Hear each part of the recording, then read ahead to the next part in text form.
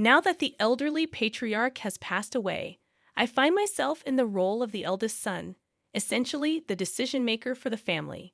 Allow me to make it clear, the entirety of the inheritance belongs to us. Mom and Nolan will receive nothing.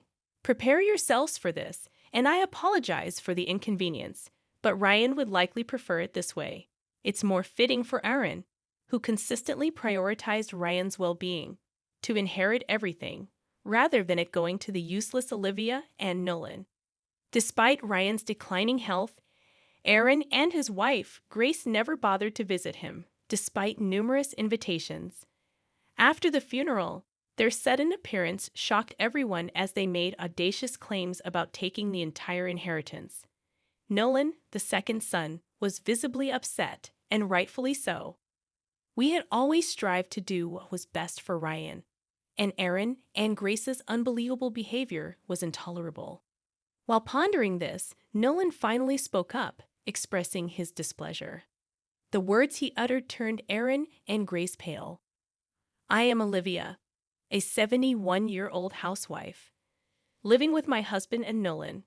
Ryan, as the second son of a major corporation-owning family, did not take over as CEO, but still had substantial assets. Despite his wealth, Ryan was frugal, detesting wastefulness and encouraging savings. However, Aaron and Grace, who were extravagant and often spent recklessly, faced financial trouble and sought our help regularly. On one occasion, Aaron and Grace approached our home together. Nolan, avoiding them, had gone out. Ignoring our disapproval, Aaron addressed Ryan, saying, "Dad, we're struggling with our finances this month. Could you help us out a bit?" Ryan, frustrated with their reckless spending, frowned. Grace chimed in, attempting to persuade Ryan, "You know, we have Colton too. He's about to enter high school and wants to go to a prestigious private school. But private schools are expensive, right? Colton's your beloved grandson. Maybe you could help a little." Their audacious request, despite needing help, astounded us. However, due to Ryan's deep affection for Colton, he agreed to provide financial assistance, setting strict conditions to prevent wasteful spending and ensuring Colton wouldn't suffer. Aaron and Grace, aware of Ryan's soft spot for Colton, exploited it, using him as a reason to secure the financial support they sought. The same pattern repeated itself, with us reluctantly agreeing to give them money following Ryan's instructions. I transferred a reasonable sum to Aaron and Grace's account, hoping for a positive change in our lives. However, our efforts seemed futile. More misfortune struck when Ryan collapsed, prompting Nolan to call an ambulance. Ryan was diagnosed with advanced cancer, and the treatment offered no guarantees. Devastated by this news, we resolved to support Ryan until the end. I visited the hospital daily, while Nolan, despite working, spent his days off by Ryan's bedside. Yet despite his deteriorating condition, Aaron and his family never visited. Ryan grew increasingly weary and longed to see Colton, whom he adored. Unable to bear seeing Ryan so lonely, I contacted Aaron and Grace, requesting them to visit with Colton. However, they responded dismissively, stating it was a hassle and never showed up.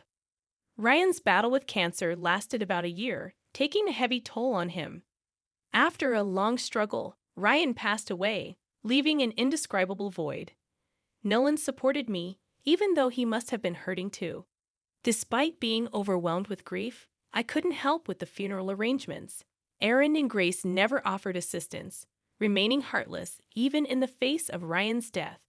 Ryan's funeral, a quiet affair attended by close family and friends, saw no sign of Aaron and Grace.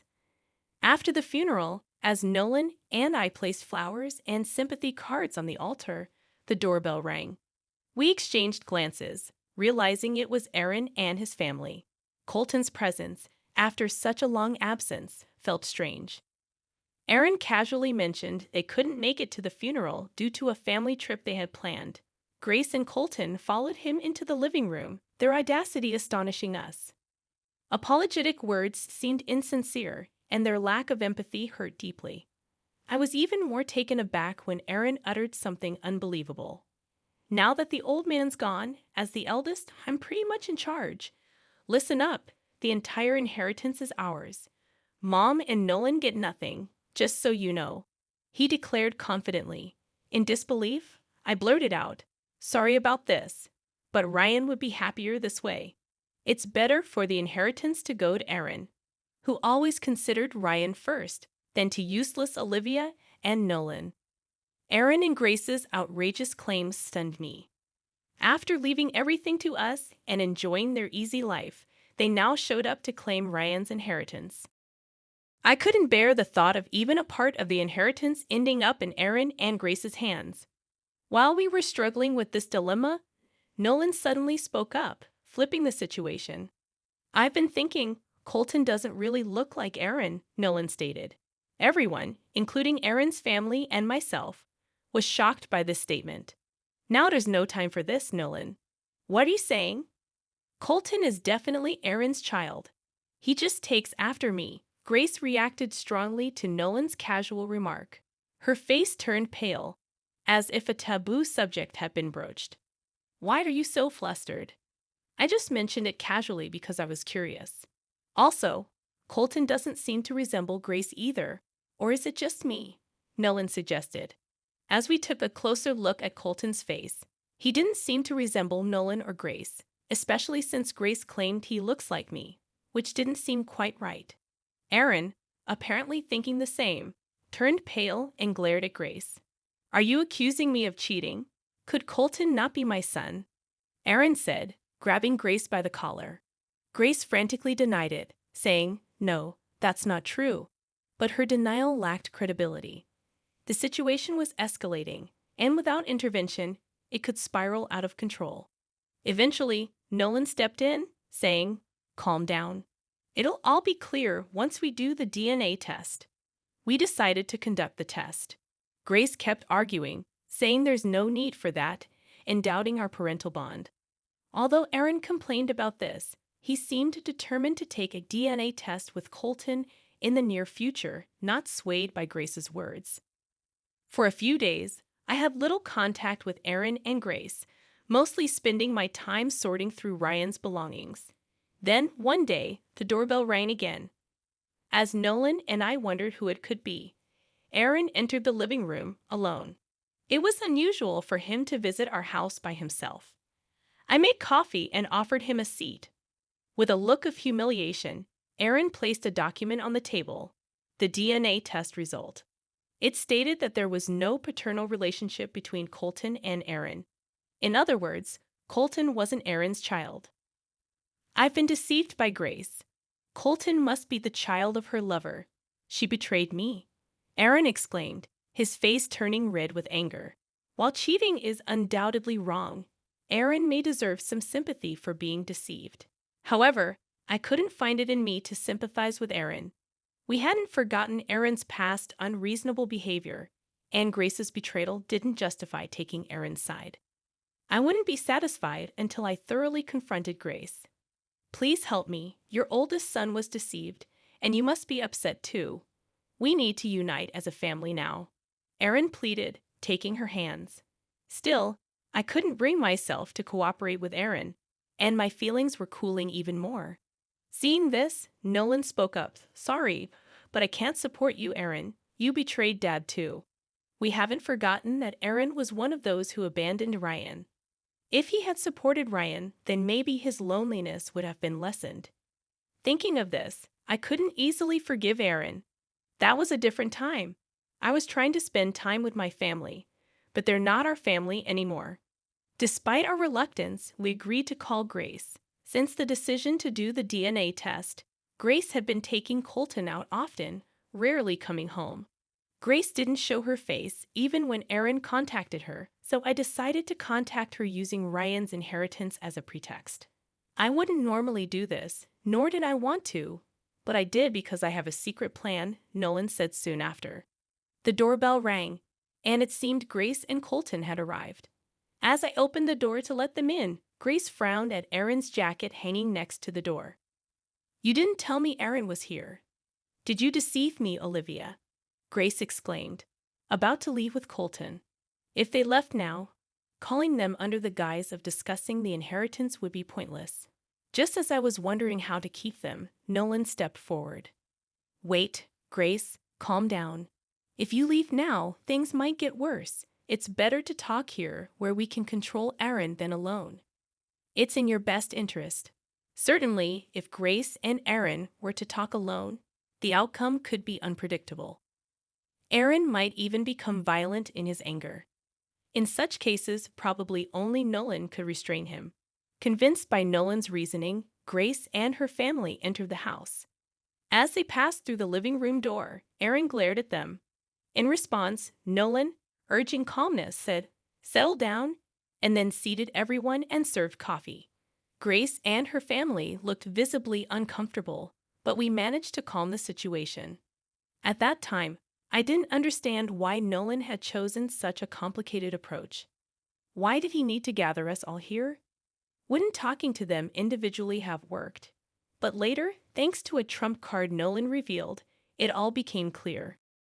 I understood why he had gathered us in that place. The room fell silent, with both Aaron and Grace seeming to gauge each other's reactions. Unable to bear the tension, Grace suddenly apologized, saying, "I'm so sorry. I never intended for this to happen. I was deceived, too." Grace, in tears, recounted her story. Her affair had begun over a decade ago with a colleague from her workplace. At the time, she had already been in a relationship with him before meeting Aaron. However, her lover was married with children. Grace claimed they drifted apart, and that's when she met Aaron. Aaron fell for her at first sight and passionately confessed his feelings. Grace, whose feelings for her lover were fading, started dating Aaron and eventually married him. About a year later, Grace reconnected with her distant lover. She hadn't expected to meet him again as she had quit her job by then. Their rekindled romance led to Grace becoming enthralled once more, and that's when she became pregnant with Colton. However, around the same time, her lover moved away with his family, effectively abandoning Grace. She knew it was wrong not to tell Aaron that Colton wasn't his child, but she didn't have the confidence to raise a child alone. So Grace lied that Colton was Aaron's child and continued that lie. If he hadn't left, I would have been honest about the affair and that Colton wasn't Aaron's child. "It's all his fault," Grace continued, crying. Colton was silent, shocked by the revelation. "That doesn't excuse what you did. You betrayed me. You destroyed my happiness," Aaron retorted. Grace's excuses seemed incoherent, and even Aaron couldn't accept such explanations. The argument escalated into a fight, with Aaron and Grace grabbing each other. As if to admonish Aaron and Grace, Nolan clapped his hands, saying, "If you want to fight, go ahead. But I have something important to say too." Nolan's words immediately stopped their quarrel. The mention of the inheritance they were fixated on seemed enough to calm their anger. Seemingly agreeing to a truce, the two sat down. Seeing them seated, Nolan smiled with satisfaction and pulled out an envelope from his pocket. "This is Dad's will. He had it written by a trustworthy lawyer during his time in the hospital. It clearly states how the inheritance is to be divided." I was unaware of the existence of a will. Probably Ryan had directly asked Nolan to arrange for a lawyer. Nolan opened the envelope and began to read the contents of the letter inside. What he read was astonishing. The inheritance would be divided, with half going to my wife Olivia and 1/4 each to my son Nolan and my grandson Colton. The atmosphere changed dramatically as Nolan read this line. Aaron turned pale, exclaiming, "That can't be right." He lunged at Nolan, snatching the will and reading it, his eyes widening to their limits. "How can this be? Why is there nothing for me?" As the eldest son, Aaron had always assumed with certainty that he would receive a larger share of the inheritance.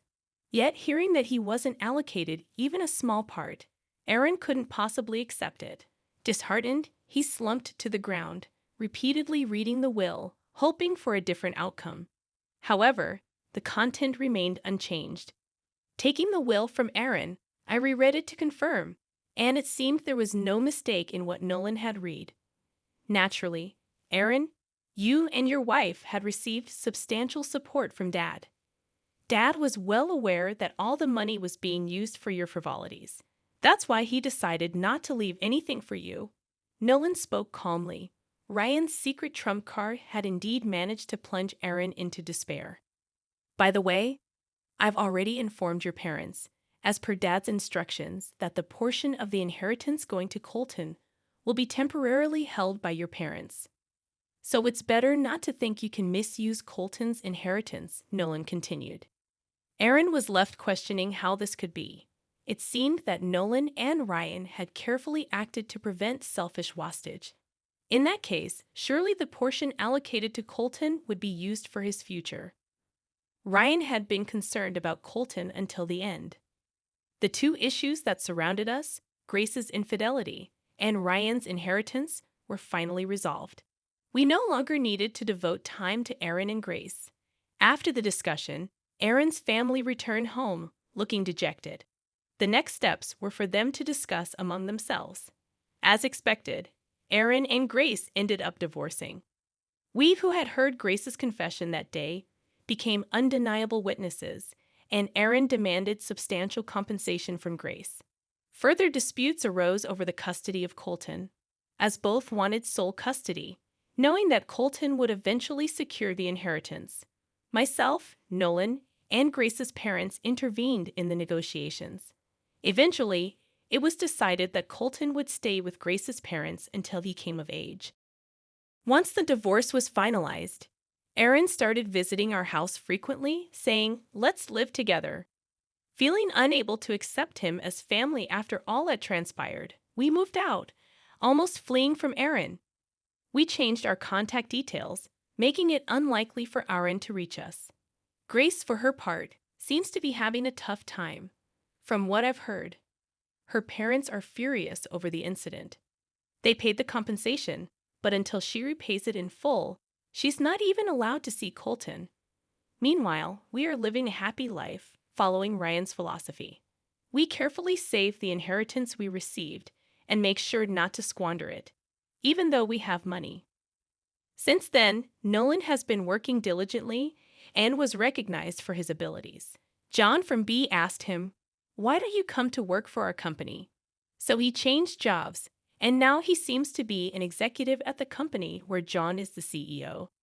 I still consider Colton my grandson despite everything that happened, so I asked Grace's parents if I could visit him. He recently got into his first choice high school, so we celebrated by going out for a delicious meal. The incident with Aaron and Grace remains a deep emotional scar, but it also taught us the importance of relationships. I will use this lesson to live my life going forward.